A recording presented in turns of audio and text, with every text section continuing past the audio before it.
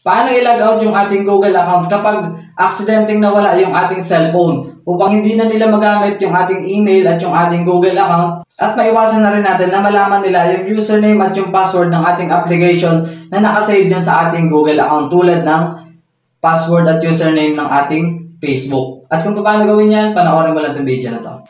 Gamit ang ibang cellphone, pumunta kayo sa Google tapos mag-login kayo dito at kapag nakapag-login na kayo dito, i-search nyo dito yung Google Support. Dapat po nakalagay na dito yung inyong Google account. Tapos piliin po natin itong Google Help.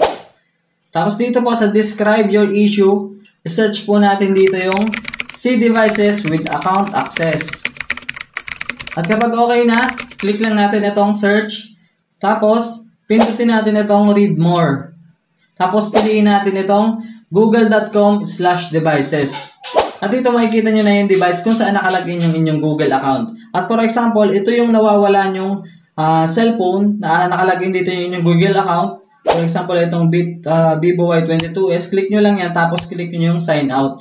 At masasign out na yan dyan. Kung makikita nyo dito, naka-sign out na siya. Itong may arrow. So, ganun lang po kadali. At kung may natutunan kayo, please follow, like, and share. Thank you. God bless.